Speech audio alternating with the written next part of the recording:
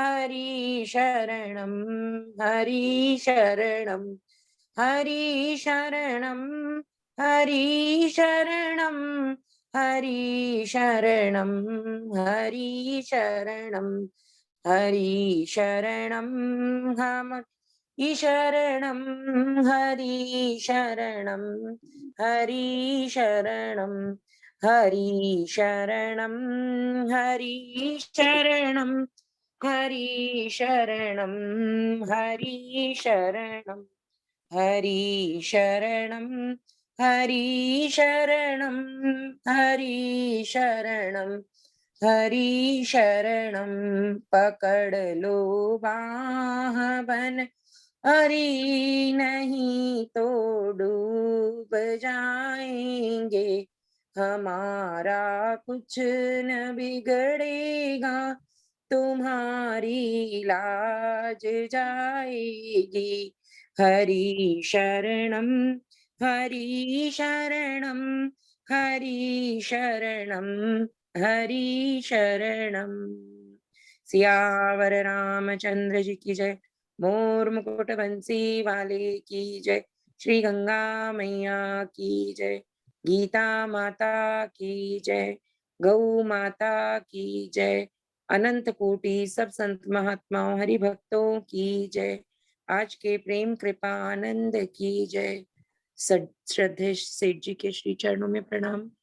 श्रद्धेय भाई जी के श्री चरणों में बारंबार प्रणाम। श्रद्धेय स्वामी जी के चरणों में बारंबार प्रणाम। नारायण नारायण। शुरू करें भैया? हाँ, शुरू आज करो। 10वां श्लोक 5वें अध्याय का। ब्रह्मणाधाय कर्माणि संगम त्यक्त्वा करोति यः लिप्यते स न स पापेन पद्मपत्रमिवाम्भसा। जो संपूर्ण कर्मों को परमात्मा में अर्पण करके आसक्ति का त्याग करके कर्म करता है वह जल से कमल के पत्ते की तरह पाप से लिप्त नहीं होता। इसका परिशिष्ट भाव लें भैया। लिप्यते लिप्यते न स पापेन। हाँ, यहाँ से लें। हाँ, हाँ, यहाँ से। लिप्यते न स पापेन पद्मपत्र मी भामसा। यह कितनी विशेष बात है कि भगवान के सन्मुख होकर भक्ति योगी संसार में रहकर संपूर्ण भगवतार्थ कर्म करते हुए भी कर्मों से नहीं बंधता। जैसे कमल का पत्ता जल में उत्पन्न होकर और जल में रहकर भी जल से निर्लिप्त रहता है, ऐसे ही भक्ति योगी संसार में रहकर संपूर्ण क्रियाएं करने पर भी भगवान के सन्मुख होने के कारण संसार में सर्वथा निर्लिप्त रहता है। आगे पढ़ो, आगे भी पढ़ो। भगवान से विमुख होकर संसार की कामना करना ही सब पापों का मुख्य हेतु है। भगवान से विमुख होकर संसार की कामना करना ही सब पापों का मुख्य हेतु है। कामना आसक्ति से उत्पन्न होती है। आसक्ति का सर्वथा अभाव होने से कामना नहीं रह सकती, इसीलिए पाप होने की संभावना ही नहीं रहती। कामना आसक्ति से उत्पन्न होती है। आसक्ति का सर्वथा अभाव होने से कामना नहीं रहती, इसीलिए पाप होने की संभावना ही नहीं रहती। नारायण नारायण नारायण नारायण नारायण नारायण नारायण नारायण नारायण। गोविंद गोपाल की जय। आवाज आ रही है? हाँ भी आ रही है बराबर। भी है ना? ठीक है। नारायण नारायण नारायण नारायण नारायण नारायण। महाराज श्री की आज सुबह की क्लिप मेरे हिसाब से सब जनों ने सुनी होगी, और नहीं सुनी है तो वो जरूर सुन ले। बहुत विलक्षण महाराज श्री के भाव हैं। आज सुबह की क्लिप के अंदर महाराज श्री फरमा रहे हैं कि हम लोग इसके अधिकारी भी नहीं है, बताओ आप, फिर भी भगवान हम पर इतनी कृपा कर रहे हैं। हम अगर हमारी तरफ से देखें, महाराज श्री रामचरितमानस के पाठ के हिसाब से बता रहे हैं कि कितना विलक्षण पाठ अभी हो रहा है, कितना विलक्षण, कैसी भगवान की अद्भुत कृपा हो रही है। अगर कोई इसके साथ साथ इसके पाठ का आनंद लेवे तो उसको ऐसा लगे या हाँ, हम तो भगवान राम जी के साथ ही चल रहे हैं। अभी 2 दिन से भरत जी का एकदम मिलन का प्रसंग चल रहा था। भरत जी के प्रसंग को लेकर ही रामचरितमानस लिखी गई है। बाबा इतने भरत चरित्र से इतने आनंदित हो गए तो उन्होंने अयोध्या कांड से शुरू किया। सबसे पहले अयोध्या कांड लिखा, श्री गुरु चरण सरोज जी, क्योंकि गुरु जी की वंदना की है तो गुरु जी की वंदना शुरू शुरू से ही करते हैं। तो इसी अध्याय में गुरु जी की वंदना करके ये अध्याय लिखा। तो इतना भरत चरित्र से बाबा इतने प्रसन्न हो गए, इतने आनंदित हो गए थे कि भरत सरिस को राम स्नेही, जग जपु राम राम जपु जेई। इतनी विलक्षण बात कि भरत के समान कोई भगवान को प्रिय नहीं है। इतना भगवान के प्रति अगाध प्रेम भरत जी महाराज को। जग जपु राम, सारा संसार तो भगवान राम जी को जपता है, और राम जपु जेई, और भगवान राम जी भरत जी का मार। वो भरत जी का प्रसंग कितना अच्छा बता रहे हैं महाराज जी। स्वामी जी महाराज आज की क्लिप में नहीं था, वो कल की क्लिप में था। स्वामी जी महाराज इतना अभी तो विलक्षण महाराज जी की सत्संग भी आ रही है और रामचरितमानस का भी पाठ हो रहा है, तो बड़ा समझना चाहिए कि हम लोग बहुत बड़े भाग्यशाली है। अत्यंत कृपा हम सब पर हो रही है। अब तो मुश्किल से आज 7वां 8वां और 9वां 3 दिन रहे, आज सुंदरकांड भी है। तो हमारी तो सबसे प्रार्थना है कि जरूर जरूर इसके अंदर भाग लेवे। कितनी मधुर ध्वनि है, घर के अंदर ये ध्वनि भी लगा दो तो उसके वाइब्रेशन से भी घर परम पवित्र हो जाए। मैं भी कई जगह फोन करके मैंने कहा कि आप इसको चालू कर दीजिए, थोड़ी देर भी बैठिए, थोड़ी देर भी पाठ में साथ साथ कीजिए, आपको एक विलक्षण आनंद होगा। ये कैसे कलयुगी जीव अपन ऐसे वातावरण के अंदर इस प्रकार का पाठ का मिलना, ये कोई भगवान की अत्यंत कृपा है, अत्यंत कृपा है। ऋषि मुनि महात्मा जो जो भगवत प्राप्त महापुरुष है वो भी भगवान की इस कथा को सुनते हैं, भगवान के चरित्र को सुनते हैं तो आनंद से विभोर हो उठते हैं। ऐसी भगवान की अभी विलक्षण चल रही है। कितना भरत जी महाराज का देखो आप, कितना विलक्षण भाव है भरत जी महाराज का। भरत जी महाराज कहते हैं कि जब मैं अपनी तरफ देखता हूँ, जब मैं केकई की माँ की तरफ देखता हूँ तो मेरे पैर पीछे चले जाते हैं, और जब अपनी तरफ देखता हूँ तो वहीं वहीं खड़ा हो जाता हूँ।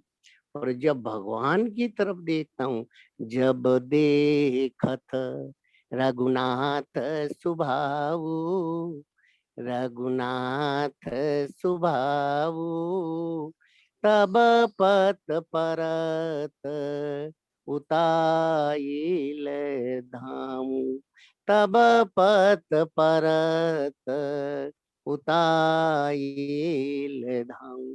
जब देखत रघुनाथ सुबाहु, भरत जी महाराज कहते हैं कि कई माँ की तरफ देखता हूँ तो वो जब भगवान से मिलने जा रहे हैं तब की बात है, तो पैर पीछे आ जाते हैं, और जब अपनी तरफ देखता हूँ तो वहीं पे खड़ा हो जाता हूँ। और जब मैं रघुनाथ जी के स्वभाव की तरफ देखता हूँ तो ऐसा लगता है कि फटाफट दौड़ करके उनके हृदय से लग जाऊं, उनके गले मिल लूं। ऐसा भगवान का मृदुल स्वभाव है।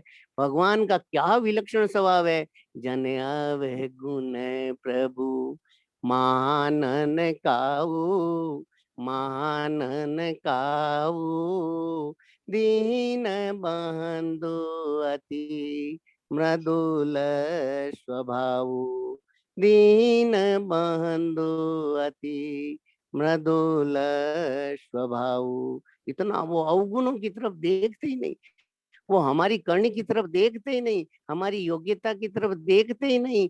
तभी तो आज हमारे को देखो, हम अगर हमारी तरफ देखे तो हम ऐसा रामायण का पाठ मिल सकता है, ऐसी साधक संजीवनी का हमारे को अनुष्ठान, ऐसी साधक संजीवनी के श्री चरणों में बैठने का मौका मिल सकता है, ऐसी सत्संग स्वामी जी महाराज की ऐसी वाणी, ऐसा नाम। अभी वर्तमान में बताओ कैसी भगवान की कृपा है, कितनी अत्यंत कृपा है। इस कृपा को बस अनुभव करते रहे, हर समय इस कृपा में डूबते हुए भगवान की तरफ देखते रहे, भगवान का चिंतन मनन और भगवान के नाम का सुमिरन। अभी इन दिनों ये जो नवरात्र के 9 दिन होते हैं ना, ये बहुत विलक्षण होते हैं। सब दिनों से ये अत्यंत विलक्षण दिन होते हैं। इन दिनों में जहां तक हो सके भगवान का मनन चिंतन होवे, उनकी याद आती रहे और उनके प्रस एकदम अपनापन, जैसे इस श्लोक में आया ना, ब्रह्मण्याधाय कर्माणि संगम त्यक्त्वा करोति ये। ब्रह्मण्य, ब्रह्मणि आधाय कर्माणि, ब्रह्मणि आधाय, ब्रह्मणि यानी ब्रह्म को परमात्मा में ही अर्पण करके, आधाय यानी अर्पण करना। किसको अर्पण करना है? कि कर्माणि, कर्मों को। ऐसा जो भक्त होता है, यह यानी जो भक्त होता है, जो भगवान के, जो सगुण भगवान, या ब्रह्म का मतलब है सगुण भगवान को लेकर के, सगुण भगवान को जो अपने कर्मों को अर्पित कर देता है। दो तरह का होता है। देखो, संसार का स्वरूप होता है एक पदार्थ और एक होती है क्रिया। पदार्थ क्या होता है? जैसे 9वें अध्याय का 26वां श्लोक है ना, पत्रम पुष्पम फलम तोयम यो में भक्त्या प्रयच्छति। मतलब ये जो पदार्थ है, पत्र पुष्प फल जो कुछ भी है, मैं भगवान को अर्पण कर देता हूँ। तो भगवान कहते हैं जो प्रेम से इनको अर्पित करता है, मैं उनको एकदम साक्षात प्रकट होकर के उनको प्रसाद के रूप में पाता हूँ। और यहाँ भगवान क्या कह रहे हैं कि कर क्रिया, क्रिया यत करोसी यदस्नासी। इसका अगला ही श्लोक 9वें का 27वां, कि जो तू करता है, तो पदार्थ भगवान को अर्पित कर दिया और क्रिया भी भगवान को अर्पित कर दी। और संसार का स्वरूप होता है पदार्थ और क्रिया, ये दोनों ही अगर भगवान को अर्पित कर दिया तो फिर बस अब अपने को कहाँ बंधन होगा, कहाँ होगा? लिप्यते न स पापेन पद्म पत्र मीमांसा। लिप्यते, लिप्यते न स पापेन, उसको पाप लिप्त छू नहीं सकते, पाप पुण्य उसको छू नहीं सकते। संसार के सारे काम करते हुए भी, जैसे कमल का पदम पुत्र, पदम पत्र, कमल का पत्र होता है, पानी से में ही उत्पन्न होता है, पानी में ही रहता है, रहते हुए भी पानी से लिपायमान नहीं होता। ऐसे ही हम संसार में रहते हुए, संसार के सारे काम करते हुए भी हमारे को ये पाप पुण्य स्पर्श नहीं कर सकते। ऐसी भगवान यहाँ पे बात कह रहे हैं। किसको? कि जो ब्रह्मण्याधाय, ब्रह्मणी आधाय कर्माणि, जो भगवान को ही सारे कर्मों को, जो कुछ यद करो सी, मैं जो कुछ भी करता हूँ हे नाथ, ये आपका ही शरीर है, आपका ही मन है, आपकी बुद्धि है, आपके ही प्राण है, आपकी इंद्रियां हैं, और आप ही मुझे प्रेरणा करके जो कुछ भी करवा रहे हो, आपकी कृपा से, आपकी शक्ति से ये काम हो रहा है, और ये मैं आपको अर्पण करता हूँ। केवल ये भाव रख ले। और संगम त्यक्त्वा करोति है, आसक्ति नहीं, उसके अंदर राग नहीं। राग आसक्ति का केवल एक ही बात समझनी, कि इन क्रियाओं से मुझे सुख मिले, ये मुझे शांति देवे, मुझे इनसे आनंद मिले, मेरा काम बन जावे, लोग मुझे अच्छा कहे, लोग मेरी प्रशंसा करे, ये बिल्कुल भाव नहीं होए। संगम त्यक्त्वा, केवल आसक्ति का त्याग करके सब कर्मों को भगवान के जो अर्पण कर देता है, लिप्यते न स पापे न पद्म पत्र मीमांसा। वो कमल के पत्ते जैसे पानी में रहते हुए भी पानी से लिपायमान नहीं होते, ऐसे ही वो संसार के सारे काम करते हुए भी संसार के बंधन से, जन्म कर्म के बंधन से रहित हो जाता है। ऐसी विलक्षण बात इस श्लोक में आई है। आपको क्या जची बताओ?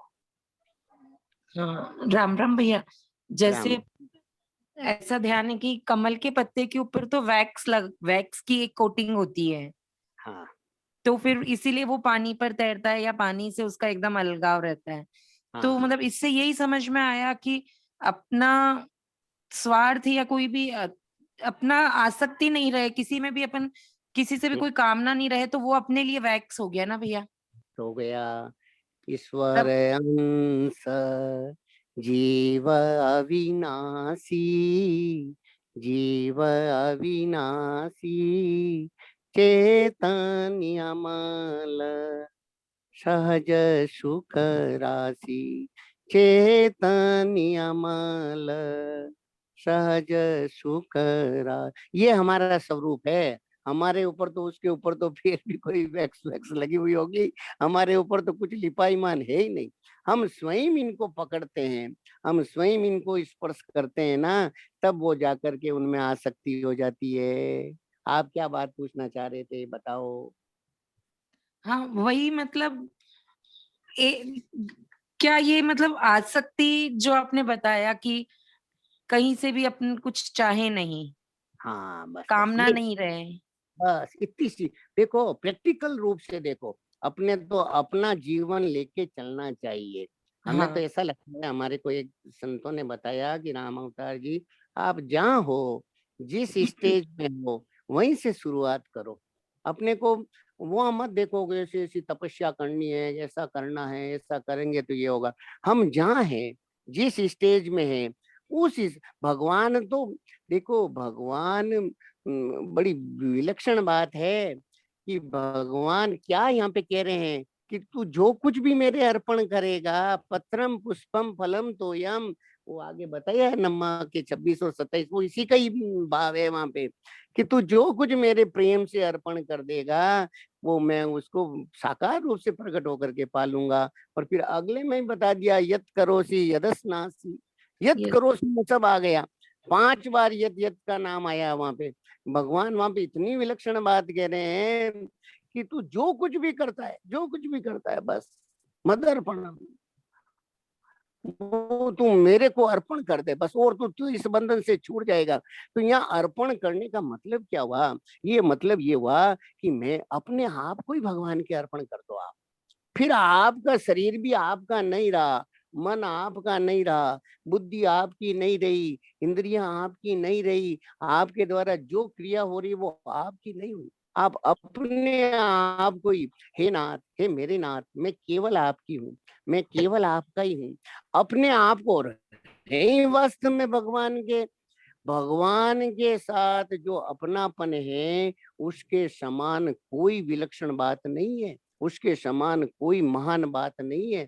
इसलिए अपन जिस स्टेज में है, वहीं पे एक ही बात को पकड़ ले में, एक ही बात को धारण कर ले में, कि हमारे अब जैसे इसमें आया ना, संगम त्यक्त्वा, इसका मतलब क्या हुआ कि जब सब कुछ भगवान का ही है, तो मुझे बदले में क्या चाहिए? मुझे कुछ नहीं चाहिए। आप ही मुझे तो केवल मांगना है, तो भगवान से एक ही मांगना कि वो आया ना उसमें, जाइए न चाहिए कबहू कछु, तुम सन सहज सने, बसहु निरंतर जासु उरा, जो रावुर निज गे, जाइए न चाहिए कबहू कछु। क्या क्या गजब की बात है, देखो, मुझे कुछ नहीं चाहिए, जाइए न चाहिए कबहू कछु, तुम सन सहज सनी हो, केवल आपसे, बस आपके श्री चरणों में मेरा प्रेम हो जाए, मुझे आप अच्छे लगो, आप प्यारे लगो, आप मीठे लगो, आपकी कथा प्यारी लगे, आपका नाम प्यारा लगे, आपके गुण प्यारे लगे। हे मेरे प्यारे, मुझे केवल यही अच्छा लगे। ये जिनको ये बात हो गई, भगवान कहते हैं, ऐसे तो मैं सर्वस्व चाहम हृदय सन्निविष्टो, सबके हृदय में विराजमान रहता हूँ। लेकिन वो क्या है, जाइए न चाहिए कबहू कछु, तुम सन से बसऊ निरंतर जासु उर, जो राउर निज गेव, वो मेरा अपना खास खास करे, खास कर, जिसको कभी भी कुछ नहीं चाहिए। ऐसी ऐसी भगवान हम सब पर कृपा करे। हम सबको अभी सर सुंदर रामायण का पाठ मिल रहा है, साधक संजीवनी, ये कोई मामूली चीज नहीं समझनी चाहिए। ये नहीं समझना चाहिए कि ये कोई हमारे उद्योग से मिल रहा है, कि हमारी पुरुषार्थ से मिल रहा है। ये कोई भगवान, जब द्रवहु दीन दयाल तब साधु संगत पाइए, ये कोई भगवान अभी अपने पर अत्यंत कृपा कर रहे हैं, अत्यंत कृपा कर रहे हैं। हम योग्य नहीं होते हुए, अधिकारी नहीं होते हुए भी भगवान अपने को अपनाना चाहते हैं, भगवान एकदम अपने को हृदय से लगाना चाहते हैं। इसलिए ये सारा सारा अभी अभी अभी अपने को बिना चाहे, बिना कहे दे रहे हैं, ये भगवान की कृपा से हो रहा है। तो ये बात है इसमें जो आपने बताया ना, संगम त्यक्त्वा, इसका मतलब आप क्या समझे, आप बताओ। नारायण नारायण। हाँ भैया। हाँ, जैसे आपने बताया ना कि अपने लिए कुछ नहीं चाहिए, है ना? हाँ, हाँ। तो यही तो अभी बात असल। सुन के तो मुझे ये मतलब महसूस हुआ कि ये तो सबसे ईज़ी है। कुछ नहीं हाँ चाहिए, ये तो सबसे हाँ, ईज़ी है, इसके लिए तो कुछ करना ही नहीं है। देखो, ये देखो, सत्संगियों के लिए तो बहुत सरल है, बहुत इजी है, कि भाई वो इस बात को पकड़ ले तो बहुत बड़ा काम हो जाए। लेकिन जिनको अपना अहम पोषण करना होता है, वो तो आप देखो छोटी छोटी बातों को कि अरे मेरे मेरे मन की बात नहीं हुई, मैंने ऐसा कह दिया और ये हुई नहीं। वो एक महाराज जी एक बात सुनाते थे ना, आप सुनी कि नहीं सुनी? मुझे अचानक याद आ गई कि जैसे एक एक बाबा आ गए घर पे भोजन कुछ मांगने, जैसे हाँ, आते हैं ना, कोई न कोई मांग आ जाता है। तो एक कोई घर पे आया, कोई मांगने आया, हाँ, तो सासू जी तो मंदिर गए हुए थे और घर में बहू रानी थी। तो बहू रानी ने बाबा जी को कहा कि भाई चले जाओ, कुछ नहीं है आज। तो बाबा जी ले आ गए, निकल गए। तो सामने मंदिर से सासू जी आई, तो सासू जी ने बाबा जी को पूछा कि अरे आप कहाँ गए? कि मैं तो आपके घर पे ही गया और आपकी बहू ने कहा कि चले जाओ, कुछ नहीं है। तो कहे अरे वो कौन कहती है, आप चलो, उसको कहने का क्या अधिकार है, आप चलो। तो बाबा जी ने सोचा कि लाई अब ये सासू है मुझे कुछ देगी, कुछ तो वो आए लाई बड़ी प्रसन्नता के साथ में। तो अब वो सासू अंदर से आकर के बोली कि बाबा जी चले जाओ, हम कुछ नहीं देंगे। तो कह रही है तो कि वो कौन कहती है, कहने वाली तो मैं हूँ, मैं कहती हूँ आप चले जाओ, उसको कहने का कोई अधिकार नहीं। तो ये जो बात है ना कि मैंने ऐसा कह दिया और आपने किए ही नहीं ये काम, ये जो अपना जो ये जो अहम है ना, ये उनके लिए ये संगम त्यक्ता बहुत डिफिकल्ट हो जाएगा उनके लिए, बहुत कठिन हो जाता है पर कि भैया जैसे सत्संग जुड़ने से पहले ये स्थिति में थे, तो उसमें तो हाँ कभी ऐसे सुख शांति महसूस ही नहीं होती थी ना। हाँ और बिल्कुल अभी तो बात सुन के कर सकते हैं, इतनी मतलब अंदर से ऐसे लग रहा है आराम से कर सकते हैं। तो मतलब आराम। इसका तो स्वाद ही अलग है और वो तो बहुत अलग था, उसमें तो वो तो शांति। देखा अपन ने कितना अंदर से क्लेश, अंदर से उद्वेग, छोटी छोटी बातों को लेकर के तनावग्रस्त, अरे मेरे वो उसने ऐसा नहीं किया मैंने। और अभी तो आप समझो बच्चों को भी अगर आप गीता जी सिखाना चाहोगे तो भी आपको उद्वेग नहीं आएगा सत्संग के प्रभाव से। हमने देखा है बड़ा प्रीति पूर्वक प्रेम पूर्वक बच्चों को कहोगे कि भैया पढ़ ले, लाली पढ़ ले, थोड़ा सा देख ले, अच्छा हो जाएगा। इतना प्रेम पूर्वक कहोगे सत्संग के प्रभाव से। और अगर वो नहीं भी पढ़ेगी तो भी उद्वेग नहीं आएगा, ये खास बात है। आपको अभी मैं हम वृंदावन में गए, चितरंजन जी महाराज के पास बैठे थे, तो रात को 1 बज गए करीब करीब, हम हमारे आपस में बातचीत होते होते। तो उस समय हमने महाराज जी ने हमारे बात आई ऐसी कि कोई घटना को लेकर के, कोई बात को लेकर के हमारे मन में उद्वेग नहीं होवे, उद्वेग नहीं होवे, बिल्कुल एकदम हलचल नहीं बचे।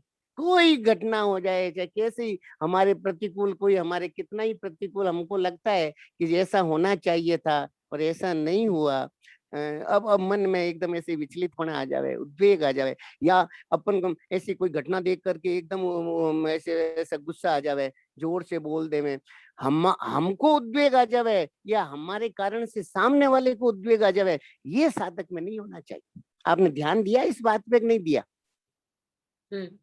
आपको देखो क्या जची ये बात बड़ी, हमारी कोई क्रिया से, हमारे कोई काम से सामने वाले को उद्वेग नहीं आवे। उद्वेग आना मतलब वो उसको तनावग्रस्त हो जाना, या उसको थोड़ा सा चिड़चिड़ापन आ जाना, या वो थोड़ा सा क्रोधित हो जाना, उसके मन में हलचल मच जाना, ये नहीं।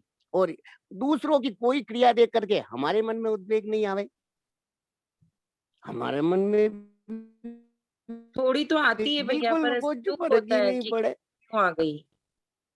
हाँ, देखो आती है ना, तो वो क्या है स्वभाववश थोड़ी सी आती है, वो आकर के फिर तुरंत चली भी जाती है उसकी हाँ, नहीं। तो पर चेतना भी ये रहती है साधक कि की क्यों आ गई, नहीं आनी चाहिए, ये भी रहती है हाँ, भैया। कितनी शांति देखो इस बात को सुनने मात्र से, मुझे ऐसा लगता है कि अगर कोई साधक के ये बात भगवत कृपा से एकदम जम जावे, एकदम फिट हो जावे ना, तो ये आसक्ति, राग, ये द्वेष, ये सारे खत्म हो जावे। और वो अभी देखो हम ये बात कैसे कहें, पर हमारे महाराज जी की वाणी सुनते हैं ना, महाराज जी की वाणी पढ़ते हैं ना, तब ऐसा लगता है कि वास्तव में अभी वर्तमान के अंदर अगर साधक थोड़ा सा दृढ़ निश्चय कर ले, थोड़ी सी वो जचा लेवे ना, तो बहुत जल्दी एकदम वो इस जन्म मरण रूपी बंधन से हट जावे, बहुत जल्दी। बहुत जल्दी एक परम शांति, चिर शांति जो शरणानंद जी महाराज कहते थे ना, उसको एकदम उसकी अनुभूति में आ जाए कि अरे इतनी विलक्षण बात है, हमने तो इतना समय ऐसे ही गंवा दिया। कितना केवल केवल एक दृढ़ निश्चय आ जावे, एक बात पे जचा लेवे। जो भरत जी महाराज की बात, हमें तो भरत चरित्र इतना अच्छा लगता है, आपको क्या कहें, इतना सुंदर लगा। ऐसे तो दिनेश जी भगवान इतना सुंदर वो पाठ करते हैं, क्या कहें। आज महाराज जी ने कहा कि अगर कोई इनकी महिमा समझ ले रामचरितमानस के पाठ की, तो वे उनकी चरणों की रज बन जावे। ऐसी ऐसी बात है सुनने वाले और करने वालों की। इतना विलक्षण पाठ, कैसी भगवत कृपा से पाठ हो रहा है।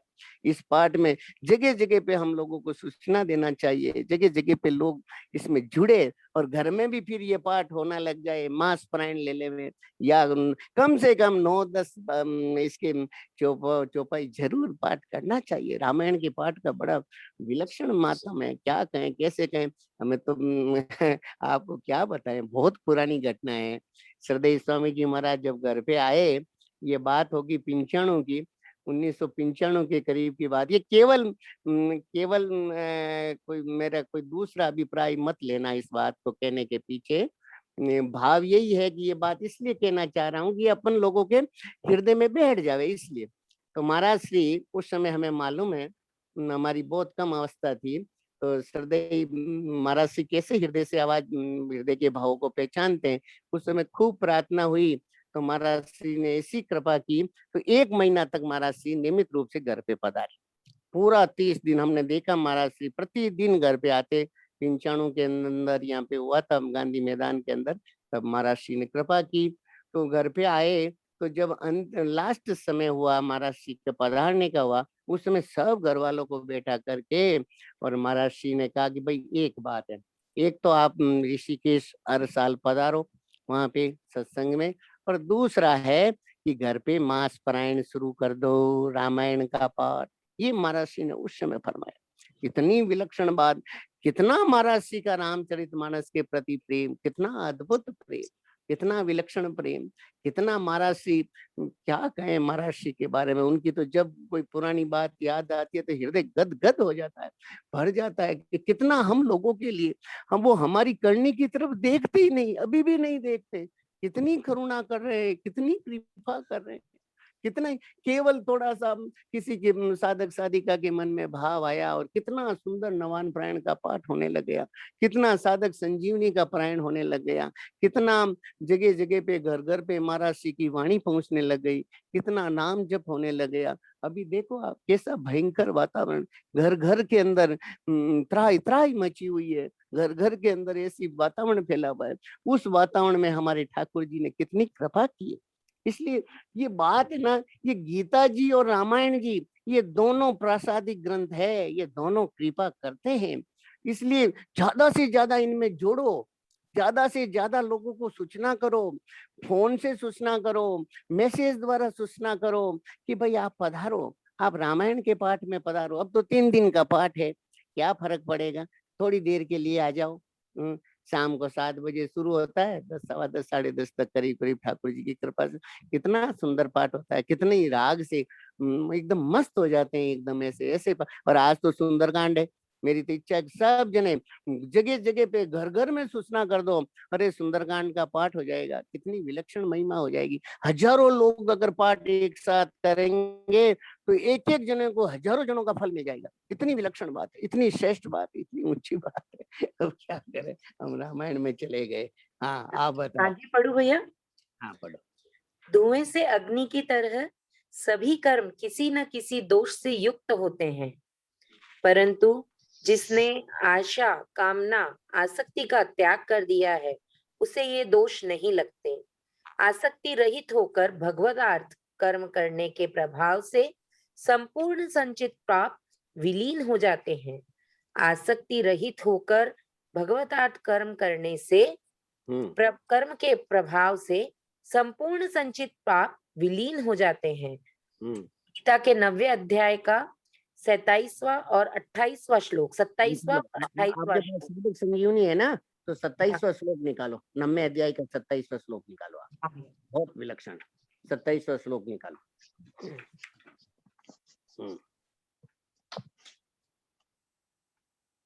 देखो कितना सुंदर श्लोक दिया है।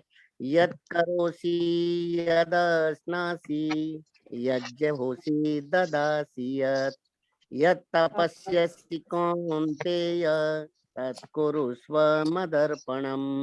इसका हिंदी अर्थ पढ़ो आप। हाँ, एक मिनट। हे कुंती पुत्र भगवान कौन्ते हैं, हे कौन्ते, कितनी विलक्षण बात कह रहे हैं। आहा, क्या गजब का श्लोक है।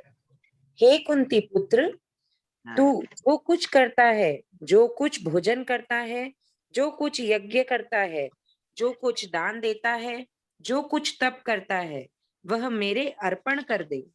हाँ, हाँ, हाँ, देखो आप कितना तत्कुरुष्व मदर्पणम, ये पैराग्राफ आप वापस पढ़ो, ये इसका देखो हिंदी अर्थ पढ़ो, ये बहुत विलक्षण। तत्कुरुष्व मदर्पणम। तत्कुरुष्व मदर्पणम। यहाँ हाँ, भगवान ने परस्मै परस्मैपदी कुरु क्रियापद न देकर आत्मनेपदी कुरुष्व क्रियापद दिया है। इसका तात्पर्य यह हुआ कि तू सब कुछ मेरे अर्पण कर देगा तो मेरी कमी की पूर्ति हो जाएगी, यह बात नहीं है। किंतु सब कुछ मेरे अर्पण करने पर तेरे पास कुछ नहीं रहेगा, अर्थात तेरा मैं और मेरापन सब खत्म हो जाएगा, जो कि बंधन कारक है। सब कुछ मेरे अर्पण करने के फलस्वरूप तेरे को पूर्णता की प्राप्ति हो जाएगी, अर्थात जिस लाभ से बढ़कर दूसरा कोई लाभ संभव ही नहीं है और जिस लाभ में स्थित होकर बड़े भारी दुख से भी विचलित नहीं किया जा सकता, अर्थात जहां दुख के संयोग का ही अत्यंत वियोग है, ऐसा लाभ तेरे को प्राप्त हो जाएगा। हाँ, देखो आप कितनी, गीता जी की सबसे ऊंची बात, यम लब्ध्वा चा परम लाभम मन्यते नाधिकम तत, छठे का 22, हम्म। जिसको शेर जी कहते थे कसौटी का श्लोक, कि अगर किसी साधक को अपनी कसौटी करनी है तो ये श्लोक। अब भगवान कह रहे ऐसा लाभ तेरे को प्राप्त हो जाएगा, केवल कुछ नहीं करना है, केवल यही करना है कि सब कुछ तू मेरे अर्पण कर दे। आहा, केवल मेरे अर्पण कर दे, बस। अरे वास्तव में तो देखो भगवान का ही तो है, शरीर भी भगवान का, मन भी भगवान का, बुद्धि भी भगवान की, इंद्रिया भी भगवान की। अब भगवान कहते हैं तू जो करता है यत करोसी, वो सब मेरे अर्पण कर दे, केवल ये कर दे। हे नाथ ये लो, ये आपके श्री चरणों में अर्पित, ये आपका ही काम कर रहा हूँ, आपकी योग्यता। इसमें आप बताओ अपने को क्या प्रैक्टिकल क्या जोर आता है। आप प्रैक्टिकल चले, कोई भी साधक साधिका हैंड रेज कर ले अपना कि भैया इसके अंदर ये तकलीफ आती है और नहीं आती है, तो फिर आज से और अभी से ही अपने मन में ये दृढ़ निश्चय कर ले, जैसे भरत जी ने दृढ़ निश्चय किया ना, जानहु राम कुटिल कर मोही, कुटिल कर मोही, लोग कहे गुरु सायब द्रोही, लोग कहे गुरु सायब द्रोही। तो भी क्या करूंगा कि सीताराम चरण रति मोरे, चरण रति मोरे, अनुदीन बड़ाहूं अनुग्रह तोरे, अनुदीन बड़ाहूं अनुग्रह तोरे। क्या गजब की बात। ऐसे ही दमदम भाई चाहे साहब, मुझे भगवान स्वयं राम जी है, तो भी मेरे तो सीता राम चरण रति मोरे। ऐसे न ऐसे आज ही अपन हम जचा लेवे कि हे नाथ, हे मेरे नाथ, हे मेरे प्यारे, अब मैं जो कुछ भी करूंगा यत करोसी, जो कुछ भी क्रिया होगी शरीर के द्वारा, मन के द्वारा, बुद्धि के द्वारा, सब आपके लिए समर्पित, आपको ही अर्पित। इतनी विलक्षण बात, उसको भगवान कहते हैं उसको वो लाभ मिल जाएगा, उसका दुख उसको स्पर्श नहीं कर पाएंगे, बड़ा से बड़ा भारी दुख भी उसको विचलित नहीं कर पाएगा। ये भगवान स्वयं ये इसके अंदर एश्योर्ड कर रहे हैं हम लोगों को, तो हमें इस बात पे विश्वास करना चाहिए। कितनी देखो इसके अंदर एक एक बात और आई है, ये तत्कुरुष मदर्पणम, ये देखो लास्ट पैराग्राफ में पढ़ो, यहाँ करोसी, करोसी से पढ़ना। देखो इसमें एक ये बहुत बहुत विलक्षण बात है, विशेष बात में देखो आप, विशेष बात में देखो ये माँ का उदाहरण बताया है। जैसे बालक अपनी माँ के सामने खेलता है, कभी दौड़कर दूर चला जाता है और फिर दौड़कर गोद में आ जाता है, कभी पीठ पर चढ़ जाता है, आदि जो कुछ क्रिया बालक करता है उस क्रिया से माँ प्रसन्न होती है। माँ की इस प्रसन्नता में बालक, ध्यान गया आपके? नारायण नहीं, नारायण। नहीं दिखा नहीं भैया, आप पढ़े। माँ देखो ये विशेष बात में ही है इस अगले पैराग्राफ में कि हाँ। जैसे बालक होता है ना, वो माँ के सामने खेलता है। देखो छोटा छोटा बालक होता है ना, अपन देखते हैं वो कभी कभी माँ के सामने खेलता है, कभी दौड़ कर दूर चला जाता है और कभी गोद में आ जाता है, कभी पीठ पे चढ़ जाता है। तो ये सारी क्रिया जब बालक करता है तो उस क्रिया से बताओ माँ को प्रसन्नता होती है या अप्रसन्नता होती है, बताओ आप? प्रसन्नता ही होती है भैया। वो पीठ पे चढ़ जाता है, कभी माँ के पीछे पीछे ऐसे करने कोई ऐसे काम करने लग जाता है, कभी दौड़ता है, कभी आगे दौड़ता है, कभी पीछे दौड़ता है। ये तो माँ को बहुत प्रसन्नता होती है, माँ बहुत राजी होती है उसपे से देखिए। तो माँ की इस प्रसन्नता में बालक का माँ के प्रति अपनेपन का भाव ही हेतु है। ये खास बात महाराज जी बताना चाह रहे हैं कि वो इसमें हेतु क्या है, कारण क्या है। कि कारण है कि वो बालक समझता माँ मेरी है, माँ मेरी अपनी है। ऐसे ऐसे अगर हम भगवान को कि आप मेरे हो, राम जी मेरे हैं, राम जी मेरे अपने हैं, तो आप कोई भी क्रिया करो तत्पुरुष मदर्पणम। आप भगवान आपकी प्रत्येक क्रिया को देख के प्रसन्न होंगे, प्रत्येक क्रिया को देख के भगवान आनंद। वो तो अनंत जन्मों की माँ है ना, राम राम ये भाई तो साहब, एक जन्म प्रणाम। की माँ है। राम राम भाई साहब। हाँ, राम राम राम राम, बताओ सर। जो अनंत जन्मों की माँ है हमारी, जो स्वतः ही मतलब स्वीकृति है एक तरह से, तो हाँ उसके लिए हम अभ्यास और प्रयत्न कर रहे हैं। और जो हाँ अनंत जन्म की नहीं है, उसमें अपनेपन की बात तो हमें समझ में आ रही है, और उसमें हाँ अपनापन हम कर मतलब अपनापन स्वतः ही हो जाता है। लेकिन जो हाँ स्वतः है, उसकी हाँ। तरफ हमारी नहीं होने का कारण क्या है? दृष्टि नहीं है, या अपनापन देखो स्वीकार नहीं किया। देखो दृष्टि वाली बात नहीं, ये केवल केवल देखो क्या है कि इसके अंदर एक एक हृदय से, जैसे भरत जी महाराज ने दृढ़ता से भाव दिया ना सीताराम, चाहे मुझे राम जी कुछ भी कह दे, चाहे मुझे कोई कुछ भी कह दे, पार्वती माँ कहती है ना, तजउन नारद कर उपदेशु, आप कहे सतबार महेशु। ऐसे ही से ये जो सत्य बात है ना, सत्य बात को एकदम हृदय में भगवान मेरे अपने हैं, मेरे अपने हैं, चाहे कितना भाई ही साहब, वो बालक को आप देख लो। भरत जी की तो अनन्यता मतलब शब्द ही नहीं है कहने के लिए, और पार्वती जी की भी हाँ इतनी अनन्यता। भरत जी का तो चरित्र अभी रामचरितमानस में चल रहा है, जबरदस्त। हाँ, तो कितना विलक्षण, विलक्षण कितना विलक्षण, विलक्षण, बहुत विलक्षण है। कितना विलक्षण। मैं तो भरत जी का चरित्र जब से आने शुरू हुआ, हाँ। इतना हृदय आनंद से भर भर गया। मैंने कहा क्या भरत जी महाराज है, कितनी विलक्षण, कितनी विलक्षण बात बताई। देखो आप भरत जी महाराज की आपने याद दिला दी, तब वहां चित्रकूट में बातें होती है ना, हाँ। स्वामी जी महाराज की पूछना आया, हाँ। चित्रकूट में जब बातें होती है तो चित्रकूट में राम जी सब बैठे हैं, निषाद राज बैठे हैं, भरत जी महाराज हाँ। बैठे हैं, लक्ष्मण जी महाराज बैठे हैं, सारी सभा बैठी है। उस समय ये बात हो रही है, राम जी कह रहे हैं कि भरत जी के समान कोई देखने सुनने में नहीं आया, भरत के समान कोई है ही नहीं, इतना भरत इतना। और वहां पे भगवान राम जी क्या कह रहे हैं कि जो भरत पर दोषारोपण करेगा उसका लोक और परलोक दोनों नष्ट हो जाएंगे। तो जब ये बात कही तो ये बात कहते हैं निषाद राज जी में और लक्ष्मण जी में खलबली मच गई। निषाद राज जी के में भी मन में आया था ना कि ये भरत जी चतुरंगी सेना लेके आ रहे हैं, ये हाँ। कहीं कहीं इनको हाँ। राज्य का तो लोभ नहीं आ गया इन्होंने, ये हाँ। वो मतलब थोड़ा सा भरत जी महाराज के प्रति संदेह हुआ, इधर लक्ष्मण जी के, तो दोनों की खलबली मच गई। तो भगवान राम जी समझ गए, भगवान तुरंत भक्तों के हृदय की बात समझते ही भगवान क्या कहते हैं कि जो सुमिर ही भरत ही, जो जो भरत का सुमिरन करेगा उसको ये दोष नहीं लगेंगे जो भरत का। तो इतना कहते ही निषाद राज जी महाराज भरत भरत भरत भरत भरत भरत भरत करने लगे, मतलब भरत का जप करने लगे। कितनी विलक्षण बात है, कितनी ऊंची बात है, कितनी श्रेष्ठ बात है। क्या भरत जी महाराज का चरित्र है, आपको क्या कहें कि जब भरत जी महाराज जा रहे हैं ना, तो भरत जी महाराज का वो प्रेम, अद्भुत प्रेम देख करके इंद्र घबरा गया।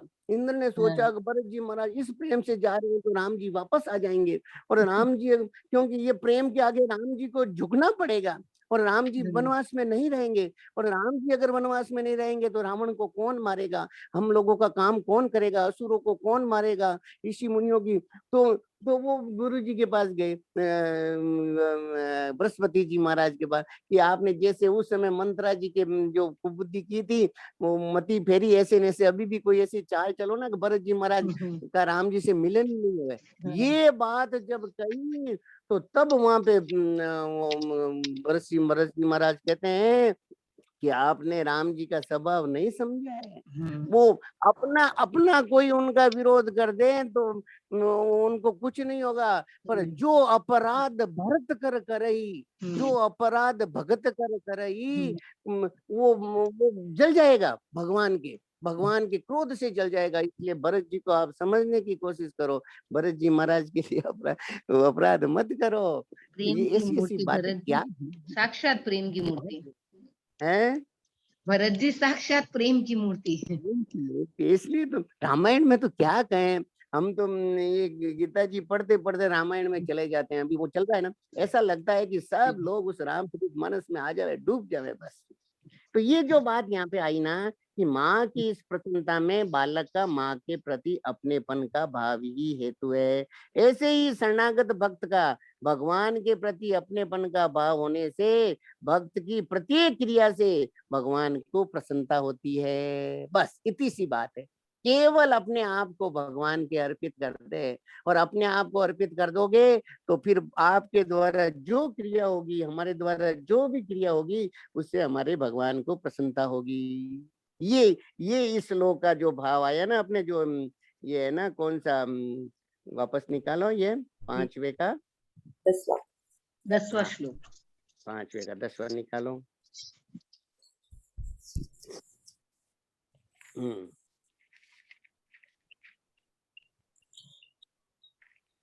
हाँ, ये आसक्ति रहित होकर भगवदार्थ कर्म करने के प्रभाव से संपूर्ण संचित पाप विलीन हो जाते हैं। नम्य हाँ 27वां और 28वां श्लोक।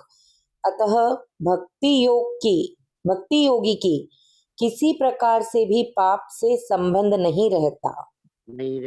अगला पढ़ो, यहाँ पापेन पद से, वहाँ पापेन पद से कर्मों से होने वाले उस पाप पुण्य रूप फल का वाचक है जो आगामी जन्म आरंभ में कारण होता है। भक्ति योगी उस पाप पुण्य रूप फल से कभी लिप्त नहीं होता, अर्थात बंधता नहीं। इसी बात को 9वें अध्याय के 28वें श्लोक शुभाशुभ फलेरैवं मोक्ष से कर्म बंधने पद से कहा गया है। बस ये बात है। जो भगवान को अर्पित कर देता है, भगवान से अपनापन का संबंध कर लेता है, उसका शुभ फले रेवम, शुभ और अशुभ कोई उसको फल है ना जो उसको बाध्य नहीं करता है। मोक्ष से कर्म बंधना, वो कर्म बंधन से उसका मोक्ष हो जाता है। उसको कर्म उसको स्पर्श ही नहीं करते, चाहे शुभ कर्म हो चाहे अशुभ कर्म हो, उनका फल उसको स्पर्श। संचित पाप, मतलब संचित कर्मों का भी बताओ, संचित पाप जो अपने किए हुए पुराने संस्कारों का पाप है वो भी सारे विलीन हो जाते हैं, जो भगवान को अपने अपने सारे कर्म अर्पित कर देता है। इतना विलक्षण ये श्लोक है, इतना ऊंचा और इतना श्रेष्ठ श्लोक है।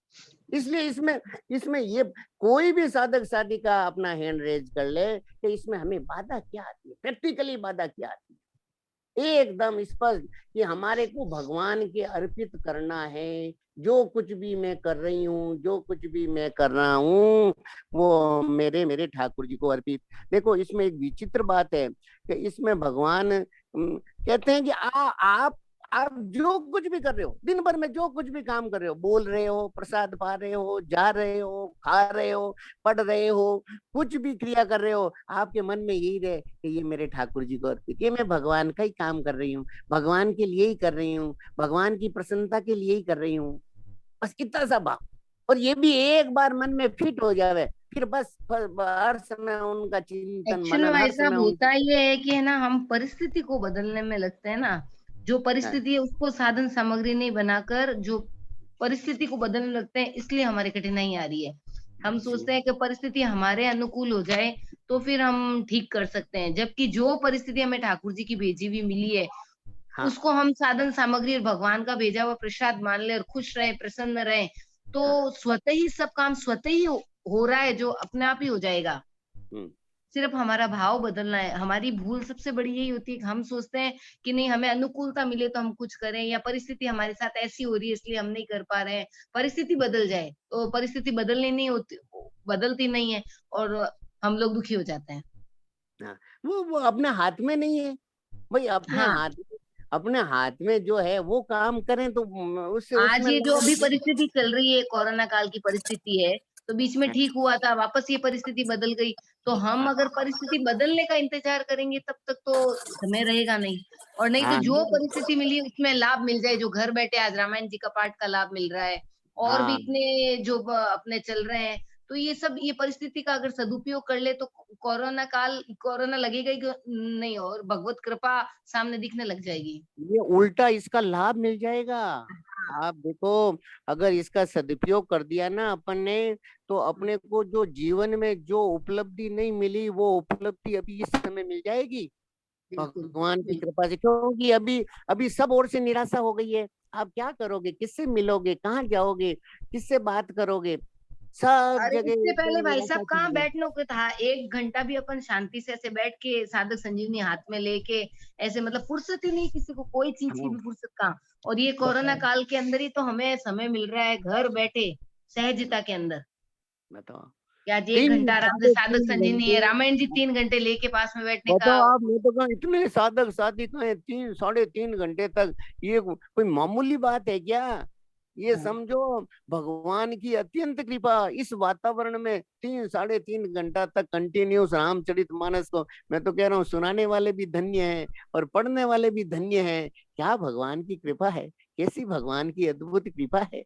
इतना, अरे ठाकुर जी के, एकदम ठाकुर जी प्रसन्न हो जाते हैं जो ऐसे भाव से लेके बैठते हैं। ठाकुर जी कृपा नहीं करेंगे तो कौन करेगा? अगर हमारी माँ कृपा नहीं करेगी तो कौन करेगा? वो तो भाई क्योंकि साहब निरंतर कृपा कर ही रहे हैं, तभी तो ऐसा अरे, सुअवसर हमको दिया है, ये समय हमें इतना विलक्षण दिया है जो हमने हाँ, कभी सोचा ही नहीं था।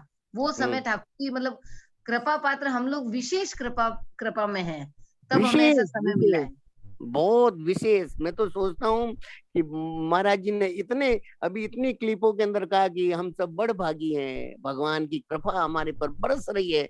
हम तो काम तो करते हैं थोड़ा सा और उनकी तरफ से कृपा बरस रही है जबरदस्त, बहुत बिल्कुल। जबरदस्त। वो है ना, अब जीव चाले एक पामड़ो और हरि हाँ, चाले हरी चालीस सौ कोस। दरिया दूषण दास में, नहीं राम में दो, जीव चाले एक पावड़ो और हरि चाले सो कोस। हम तो कितना सा, हम तो बस एकदम थोड़ा सा इच्छा हो जाती है, चलो रामायण का पाठ कर ले थोड़ा। कभी साधक संजीवनी में भी देखो, कितने 400 के करीब, 350 450 के करीब करीब साधक साधिकाएं आती। अब भगवान जाने ये 250 350 के करीब। अरे सबसे प्रार्थना करो, वापस उनको जोड़ो। ये मौका, ये मालूम नहीं कब चला जाए। गीता जी की इतनी क्लास बच्चों की वापस शुरू हुई और हुई, वापस देखो एकदम ब्रेक लग गया। अरे भैया, ये मौका मिला हुआ है, ये भगवान की कृपा से अवसर मिला हुआ है, और कब क्या घटना घटित हो जावे, कब क्या काम हो जावे, इसलिए अभी लाभ ले लो। अभी समय है, लाभ ले लो।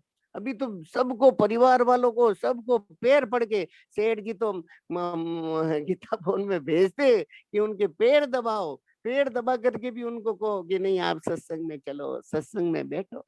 सत्संग का बड़ा मातम है भाई, बहुत विलक्षण है। हाँ, कोई कोई कोई पूछना चाह रहे हैं क्या? हैंड रेज हुआ क्या किसी का? हाँ, राम राम। राम राम राम राम, बताओ सर। सभी को प्रणाम भैया। प्रणाम प्रणाम। मैं ये अनुभव शेयर करना चाह रही थी कि जुड़ने के बाद साधक संजीवनी ग्रुप से मुझे बहुत ज्यादा लाभ हुआ, और बहुत आपके कहने पर, आपकी आस्था को देखते हुए, मतलब मेरी भी स्वामी जी के प्रति बहुत ज्यादा आस्था बढ़ गई। आपने कहा साधक संजीवनी की मतलब परिक्रमा करने की, तो वो मैंने स्टार्ट किया। फिर उसके बाद आपने कहा था कि हम सोने और उठने से मतलब सोने के से पहले और उठने के बाद ये एक विनती कर ले, एक रिक्वेस्ट कर ले भगवान से कि हम जो भी मन वचन कर्म द्वारा हमसे कोई भी पाप हुआ हो या कोई भी क्रिया हुई हो वो उसके लिए हमें क्षमा करें। तो ये 2-4 बातें मेरे जीवन में ऐड हुई। आज वाह, अर्पण की बात आई तो मैं ये पूछना चाह रही थी कि हमें अगर मतलब निरंतर स्मृति में नहीं रही ये बात कि हम जो भी कर रहे हैं भगवान का ही कर रहे हैं, तो अगर हम उस समय जो भी जिस समय क्रिया कर रहे हैं उस समय अगर हम अर्पण नहीं कर पाए और सोने से पहले एक बार अर्पण ऐसे कर दें कि भाई हम जो भी क्रिया करें, हमने जो भी क्रिया करी आज मनसा वाचा कर्मणा प्रभु सारे आपके चरणों में अर्पण करती हूँ।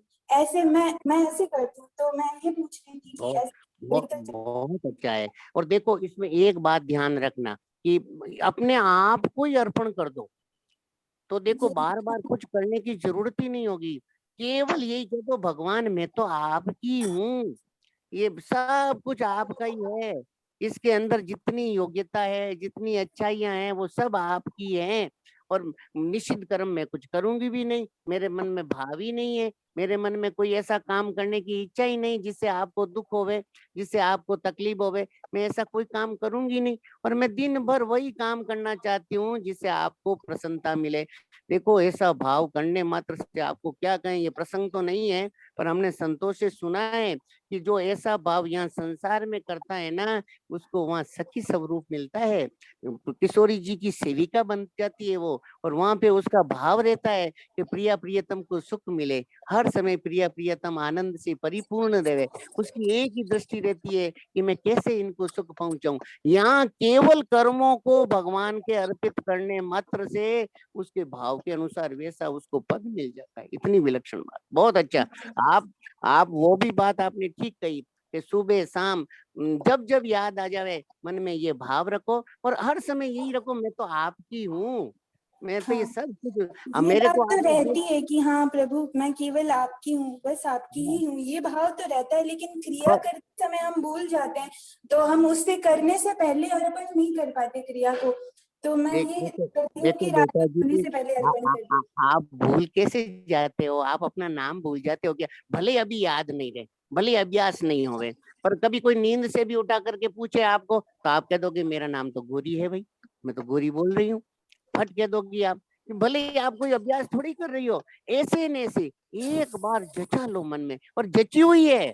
अब आप इसमें बिल्कुल आप इसमें इसमें विकल्प मत करो, बिल्कुल यही रखो मैं तो आपकी हूँ और आपकी रहूंगी, और आपके हूँ। और साथ ही मेरा मुख्य संबंध है। एक द्वंद और रहता है मन में कि हम कोई हमारे से कोई मतलब वैसी क्रिया हो जाती है जो नहीं होनी चाहिए थी तो हम वो भी अर्पण कर सकते हैं। उसमें भी द्वंद रहता है कि ये क्रिया हमें अर्पण नहीं करनी चाहिए। देखो वो तो नहीं करनी चाहिए। पहली बात तो देखो अर्पण नहीं करनी चाहिए, नहीं कि अपने को करने का भाव ही नहीं है अपने द्वारा कोई ऐसा काम। देखो उसमें बिल्कुल आप निश्चिंत रहो, भगवान को अगर अपन स्वयं अर्पित हो जाएंगे तो साधक के द्वारा भले ही उसको लगता हो कभी कभी अरे मेरे द्वारा ये काम ठीक नहीं हुआ, तो ठीक नहीं हुआ तो वो आगे से तुरंत उस बात को लेकर के फिर आगे से नहीं करे, पर इतनी सी बात ध्यान में रखे। पर भगवान से ये कहो भगवान अगर आपको पसंद नहीं है तो आप ही छुड़ा दो ना, मैं तो निर्बल हूँ, मेरे से तो होता जैसे नहीं कि है। हम चलते चलते अगर जैसे कोई जीव मर गया, जैसे बाई चांस कोई चींटी भी मर गई तो मन में ये भाव आता है कि क्यों हो गया ऐसा। फिर उसके बाद मन में ये अर्पण करने वाला भाव आता है तो फिर हम सोचते हैं ये तो गलत क्रिया हो गई, ये कैसे अर्पण करें हम। नहीं, जीव को भगवान देखो आपने जानबूझ के तो किया नहीं है ना। जी हम हमारे माता जी है ना, पूर्णदास जी महाराज वहाँ ऋषिकेश विराजते हैं, तो वो चलते चलते राम राम राम राम राम राम राम राम हर समय। तो मैंने एक बार उनको पूछा तो उन्होंने कहा देखो बेटा जी हम चलते हैं तो कहीं रास्ते में कोई जीव जंतु मर जाए, कोई किसी पे आ गए, तो अपन तो राम राम राम राम राम राम राम राम राम राम राम राम करते करते कर रहे हैं, तो वो भी ठाकुर जी के धाम चला जाएगा, उसको भी ठाकुर जी के श्री चरणों में उसकी गति हो जाएगी। तो हर समय भगवान के मन प्रति ये भाव रहेगा ना, तो कोई काम कैसा भी काम क्यों नहीं हो उसको वो अपने को कर्म बंधन पे नहीं बांधेगा, बिल्कुल नहीं बांधेगा। अगर हमारा भाव शुद्ध होगा, नियत बढ़िया होगी, तो ठाकुर जी की कृपा से देखना आप, अभी तो मालूम नहीं पड़ेगा, अभी आपके हृदय में बहुत अच्छी अच्छी बातें आ रही है। ये बहुत प्रैक्टिकल प्रश्न है, ये बहुत भगवान की कृपा से आपके हृदय में आ रहे हैं। पर आगे चलने पर आप देखना, थोड़ा सा आगे कुछ समय बाद में आपको लगेगा कि आपके द्वारा कोई क्रिया ऐसी होनी ही नहीं, होएगी नहीं, और आप भी हर दम भगवान के साथ में अभिन्नता, एकता, ऐसे लगेगा। हाँ, बस मैं तो भगवान के ही काम कर रही हूँ, घर में भोजन भी बना रही हूँ तो भगवान को, जैसे गोपियां कुछ भी काम करती तो हर समय उनको भगवान की स्मृति रहती कि वो आएंगे, अभी आएंगे, ऐसे करेंगे, वैसे करेंगे, ऐसी लीला में स्थिति हो जाती। हाँ, बहुत जी, अच्छा। राम राम। राम राम राम। देवी जी आप बोलें।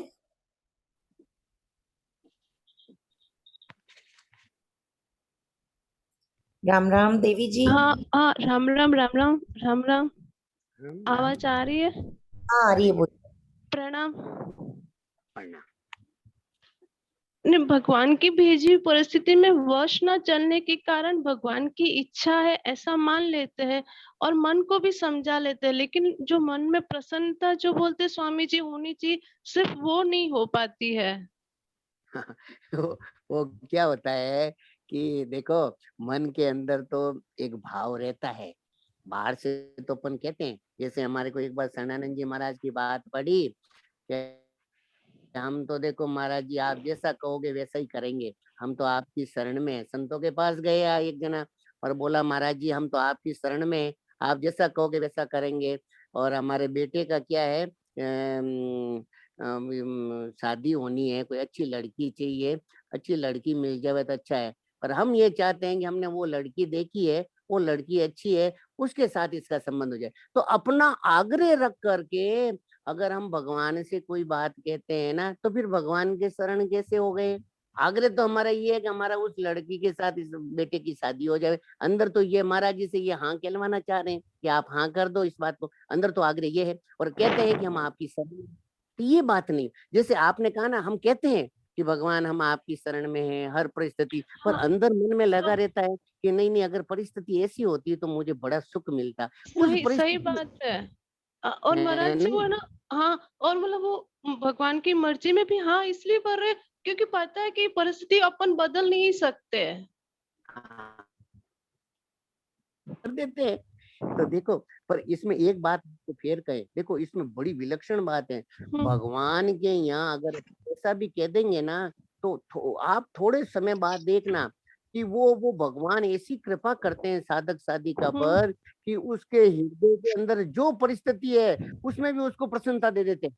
अभी भले ही अभी अभी अभी अपने को लगता है कि अरे मेरे हृदय में प्रसन्नता नहीं आई, क्योंकि परिस्थिति को मैंने भगवान के अर्पित कर दिया, भगवान की मानती हूँ, सब कुछ मानती हूँ, लेकिन फिर भी मेरे को जैसी प्रसन्नता मिलनी चाहिए वैसी नहीं हो रही है। पर हम्म, आप इस बात को मत छोड़ो, भगवान के पीछे पड़ जाओ कि नहीं ठाकुर जी, ये तो आप जो कुछ कर रहे हैं वो अच्छा ही कर रहे हो, भले ही मुझे प्रसन्नता मत हो, पर इसमें मेरा परम हित है। ये भाव कहने से भगवान को लगेगा कि अरे अरे अरे यार, ये तो मैं तो इसको इतनी गड़बड़ परिस्थिति भेजता हूँ तो भी ये तो मानती है कि नहीं नहीं, हम बात तो ठीक है। तो फिर भगवान ऐसी कृपा करते हैं साधक साधिका पर कि उसके हृदय में वो प्रसन्नता का बीज एकदम स्फुरित कर देते हैं, फिर उसके पास कैसी परिस्थिति क्यों नहीं आ जाओ, और वो फिर आनंद में डूबने लग जाए। ये अचानक होता है, ये कृपा से होता है, इसलिए इसको छोड़ना मत, इस भाव को मत छोड़ना, चाहे भले अभी प्रसन्नता होवे चाहे नहीं होवे, पर ये भाव जरूर रखना कि नहीं ठाकुर जी, आप जो कुछ भी कर रहे हैं उसमें मेरा परम हित है, परम मंगल है, चाहे मुझे प्रसन्नता होवे चाहे नहीं होवे, पर इसमें परम मंगल है, इसमें कोई संदेह नहीं है। इस बात पे दृढ़ रहो, देखो फिर अपने आप ठाकुर जी की कृपा से एकदम हो जाएगा काम, ऐसे चट हो जाएगा, चट, और मालूम ही नहीं पड़ेगा। ये बात है ऐसी, आपको कैसे कहें कैसे बतावें, पर बात ऐसी है। हाँ, नहीं आप बोल रहे हैं तो मुझे विश्वास हो रहा है और मीन्स प्रसन्नता भी हो रही कि जो आपने भाव बताया कि भी जो ठाकुर जी कर रहे वो मेरे परम मंगल के लिए कर रहे, इस भाव को नहीं छोड़ना है। हाँ, इस भाव को नहीं छोड़ना है। अभी भले ही अपने देखो, आपको क्या, मेरे को भी लगता है, मेरे को कभी कभी लगता है अगर ये ऐसा हो रहा है, मन बिल्कुल एकदम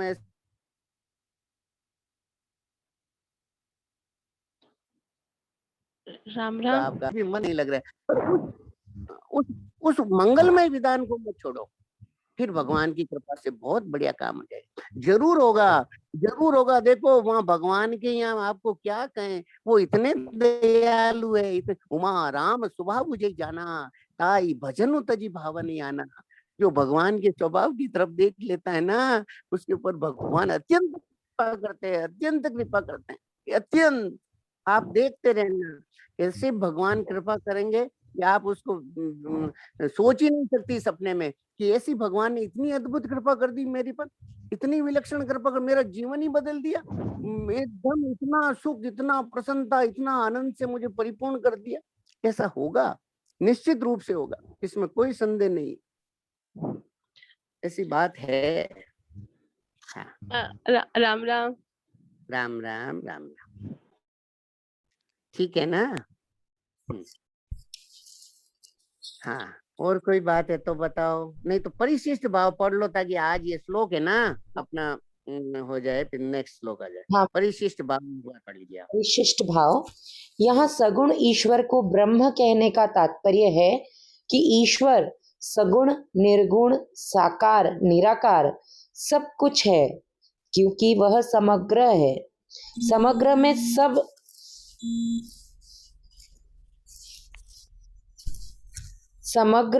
सब आ जाते हैं। श्रीमद् भगवत में भी ब्रह्म, परमात्मा और भगवान तीनों को एक बताया है। तात्पर्य यह हुआ कि सगुण के अंतर्गत ब्रह्म, परमात्मा और भगवान ये तीनों आ जाते हैं, पर निर्गुण के अंतर्गत केवल ब्रह्म ही आता है, क्योंकि निर्गुण में गुणों का निषेध है। अतः निर्गुण सीमित है और सगुण समग्र है। वैष्णव लोग सगुण साकार ब्रह्म के उत्सव को ब्रह्मोत्सव नाम से कहते हैं। अर्जुन ने भी भगवान श्री कृष्ण को ब्रह्म नाम से कहा है। परम ब्रह्म, परम धाम, पवित्रम परमम भवान।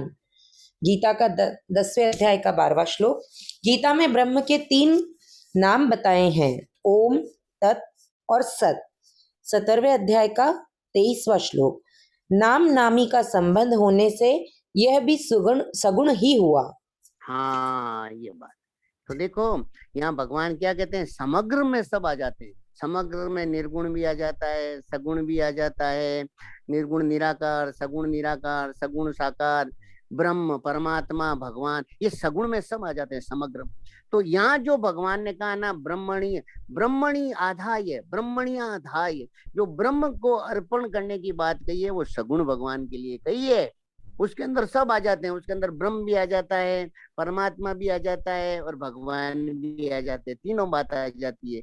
और क्योंकि कृष्ण भगवान के लिए भी अर्जुन ने कहा है 10वें के 12वें में कि परम ब्रह्म, परम धाम, पवित्रम परमम भवान। वहां भगवान को कहा है परम ब्रह्म, आप परम ब्रह्म हो।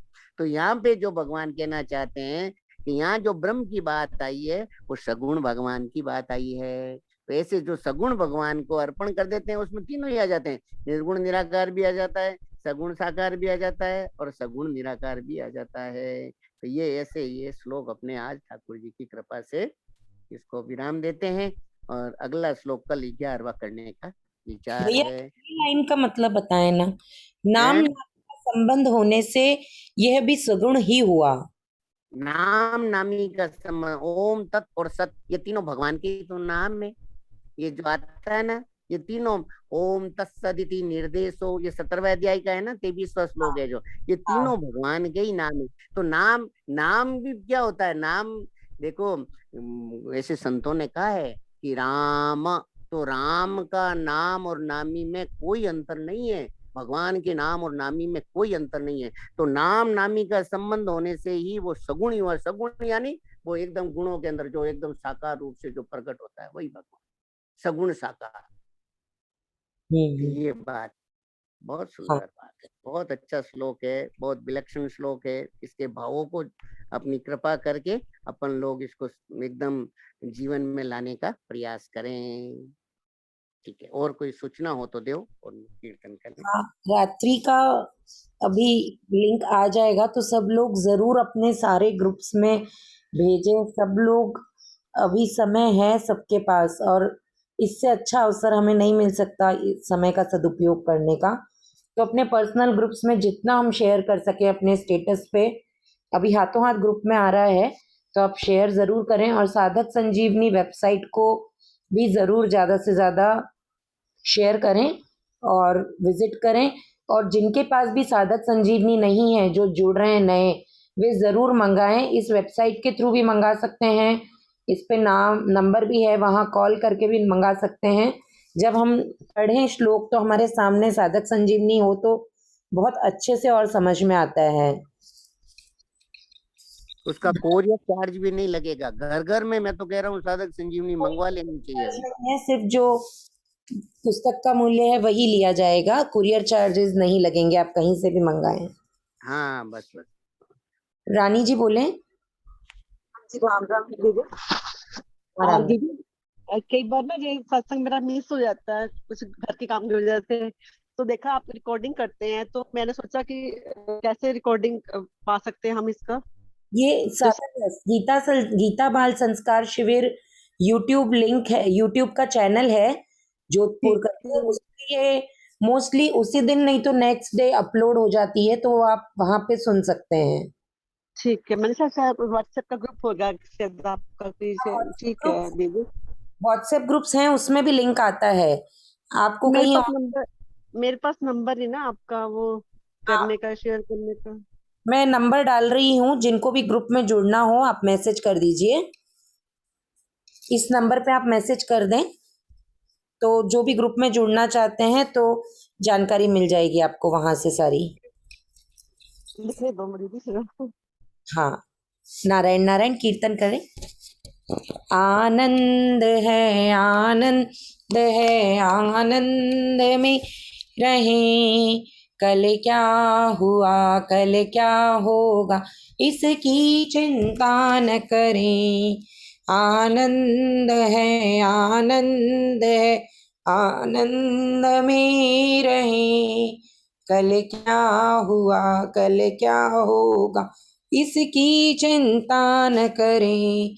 सियावर रामचंद्र जी की जय, मोर मुकुट बंसी वाले की जय, मैया की जय, टीला माता की जय, गौ माता की जय, अनंत कोटि सब संत महात्माओं हरि भक्तों की जय, आज के प्रेम कृपा आनंद की जय। नारायण नारायण।